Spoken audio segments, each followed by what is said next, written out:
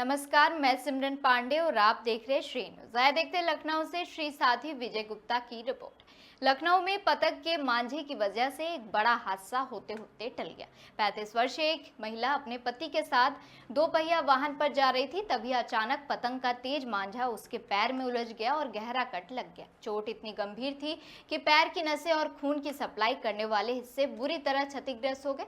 महिला को तुरंत मेदांता हॉस्पिटल ले जाया गया, जहां डॉक्टरों की टीम ने कई घंटे तक जटिल सर्जरी कर उसका पैर बचा लिया। डॉक्टरों का कहना है कि ऐसे हादसे आमतौर पर गर्दन में होते हैं, लेकिन इस बार पैर को भी गंभीर नुकसान पहुंचा था। यह घटना एक बार फिर प्रतिबंधित चाइनीज मांझे के खतरों को उजागर करती है और लोगों से सतर्क रहने की अपील की जा रही है। प्रीति जी के 1 महीना पहले तकरीबन पैर में तेज मांझे की धार से पैर पूर्णतः आगे से कुचला गया था, कट गया था, जिससे उनकी मेजर ब्लड वेसल्स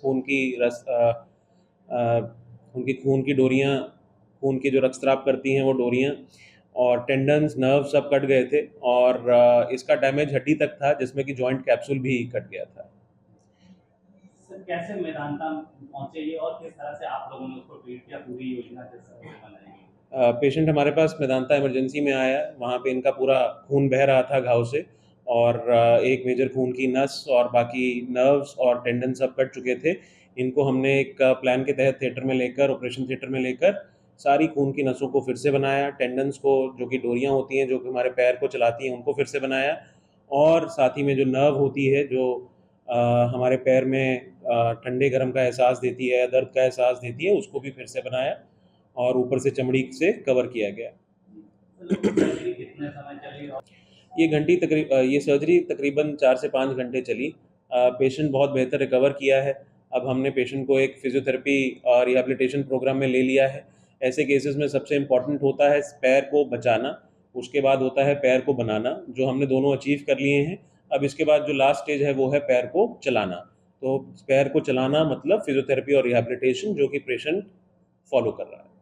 बैन है, बिल्कुल बैन है। इनफैक्ट हमारी सरकार का रिसेंटली इसके ऊपर एक अभियान भी चल रहा था, जिसमें हमारे ये था कि इसको किसी तरह से पूर्णतः बंद कर देना चाहिए, क्योंकि इसमें बहुत जिंदगियां उस पेशेंट को बचाना मुश्किल हो जाता है। यहाँ पे बहुत मेजर खून की नसें जाती हैं, सांस की नली रहती है, तो उसमें पेशेंट की ज़िंदगी पे आता है। इनके केस में अलग इसलिए था कि बहुत कम केसेस में, इनफैक्ट लिटरेचर में भी और बाकी पूरी दुनिया में बहुत कम केसेस रिपोर्टेड हैं जिसमें पैर में मांझे ने काटा हो। Preeti Singh, non medal. Sir Lucknow में यहाँ बिजनौर सीआरपीएफ कैंप के पास रहते हैं। सर हम और हमारे हस्बैंड निकले थे शॉपिंग के लिए।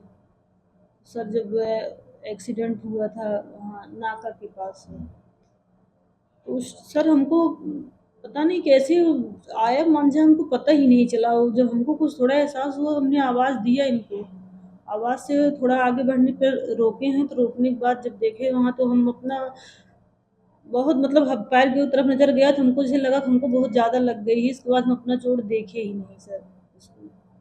फिर इनके साथ वहाँ पास एक हॉस्पिटल था, वहाँ गए। घाव ज़्यादा था इसलिए ज़्यादा बहुत उसमें समझ नहीं पाए, एम्बुलेंस चला के हम लोग ले आए यहाँ पे हम लोग इमरजेंसी में, जो हम लोग इमरजेंसी में हमको रिसीव किए। रिसीव करने के बाद जो रिस्पांस मिला, फिर उसके बाद सर आए, जो भी केस देखने के बाद सर का जो रिस्पांस रहा, तब हमको सुकून मिला कि अब हमको चीज़ें सही हुई, क्योंकि सर हमको थोड़ा इसमें ब्रीफ किए, अब हम क्या टेस्ट करेंगे, अगले दिन हम क्या करेंगे।